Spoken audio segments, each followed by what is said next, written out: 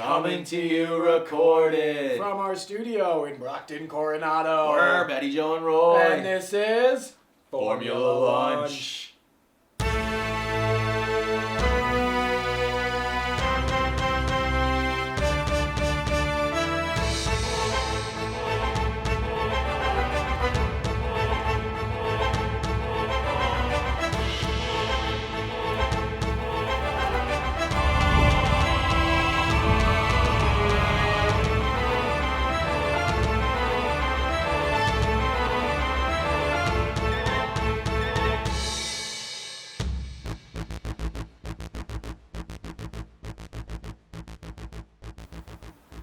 Welcome back to Formula Lunch, the show where we eat good food and talk about this weekend's Grand Prix mere moments after it ended.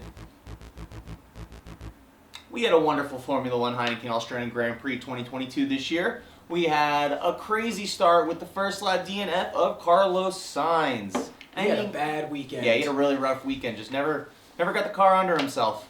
Never seemed to really figure himself out. Didn't make it past the second lap before he DNF'd. Yeah, spun out in what, turn 9? It was the new turn 9 because Australia did cut out turns 9 and 10, turning it into one big long sweep.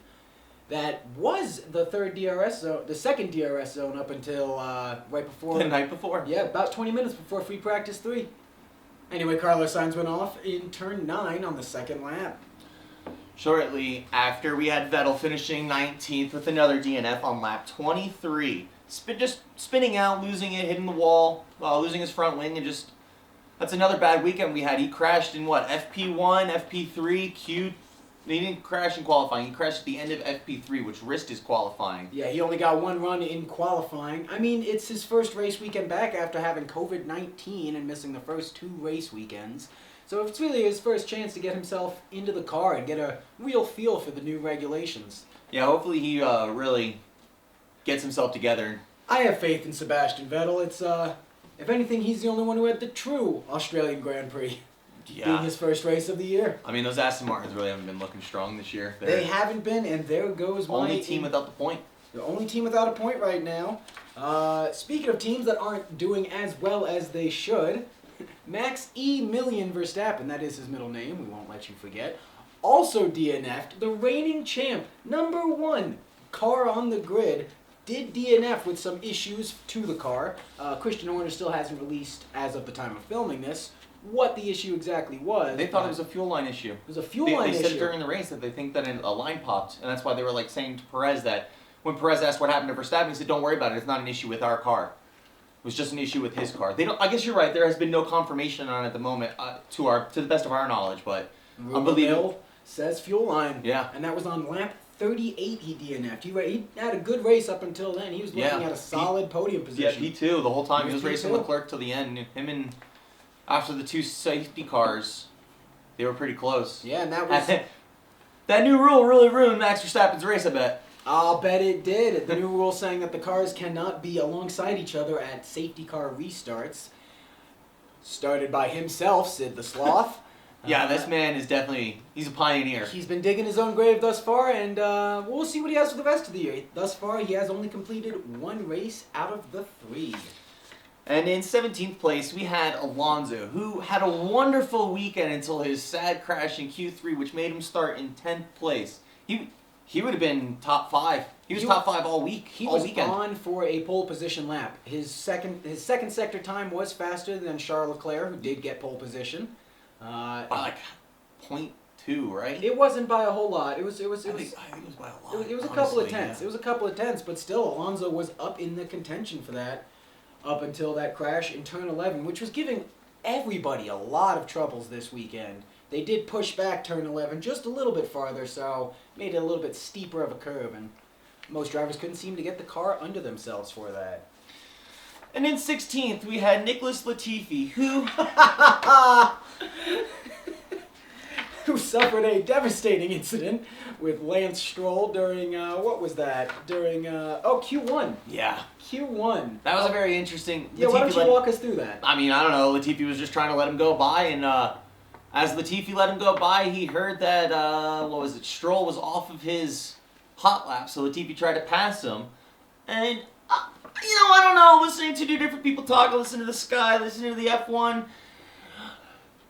One was more biased than the other, I will say, but I definitely have to say I think it was Stroll's fault. He, if you look at that cameraman, I don't know, you see that little maple leaf, look at the other maple leaf. And he does appear to look at his mirror and then do a little turn, blowing his front right tire into Latifi's left rear tire, which put Latifi into the wall, which is common on these enclosed circuits. Australia's almost a street circuit, being held in Albert Park. Which are just regular roads you can drive down. Not a good look, Stroll. Not a good look, Stroll. It's a good thing your daddy doesn't own the team. Oh, wait. Well, going on the 15th, we got Tsunoda. Yuki Tsunoda. He had a couple of good battles throughout the race. The AlphaTauris looked good this weekend. They looked good all weekend. Good. Kevin Magnussen coming out in 14th place. The Haas not looking quite as strong. I don't know. We had Schumacher right there in 13th, right above Magnussen. They're both a lap down, but... granted they're not on pace like they were the first two races, but they're still doing better. They got still points. Looking better. Yeah, they're looking better than Aston Martin. They're looking better than Aston Martin, which does lead us to Lance Stroll finishing 12th. Obviously, he got the better end of the Q1 Canadian qualifying He did struggle during the race a lot. I feel like there was an incident. He got a 5-second penalty too because he impeded on or something. He did something during the race. I got a 5-second. He did incur a 5-second penalty in that race, I believe. At some point, it was due to weaving on the straight. That's Valtteri right. Bottas was attempting to pass him. That's right. And it was fun to hear his radio in his ear. Just hey, we got a warning for weaving on the straight. You didn't get a warning, Lance. You got a 5-second penalty. Yeah, you did. Yeah, that did end up putting him down in 12th place, but that's okay. Guan Yu Zhou, newcomer to the Alfa Romano team, coming out in 11th place. Just outside of those points, but still a strong performance for the rookie. Yeah, he's looking good. It's honestly pretty impressive for him to be doing that well. I mean, I understand Bottas is finishing still better, but... Alfa Romano has a better car this year than... Yeah. It's those new regulations gave them a nice leg up. More time in the wind tunnel has proved to be very helpful to them. And the first person in our points is the wonderful Williams of Alex Albon. I'm very happy with the Williams this year. They're looking awesome. I think Latifi's probably a little bit of an issue in that car because if Albon's able to do this as a first year and Latifi's been in it for 3, Well, we always had that theory with the past years, with George Russell obviously gaining the nickname Mr. Saturday and doing so well in qualifying and bringing that car into Q3, and Latifi always has been struggling to pull it out of Q1. Yeah. So that's saying something, but good for Alexander Albon, no longer with the Red Bull Junior team, so maybe he's less likely to get hit by Lewis Hamilton. Someone who was with the Red Bull Junior team and continuously is Pierre Gasly, finishing out our 9th position. He had a decent race. I mean, it was a very quiet race for him. 9th place isn't terrible. Good points finish. They need the points. And he's still getting those points for AlphaTauri. That's impressive. Number 1 driver. Valtteri Bottas coming out in 8th place. Still up there for the Alfa Romano team, and Bottas has been showing some strong drives. Though this one maybe not his most aggressive, I would say. He did have quite a couple of battles with Fernando Alonso throughout the race, and Spaghetti Bottas' car just wasn't up to par this year, and that's all right. Not every car is going to be there every race, but he's still looking good. And it's the beginning, the third race of the season.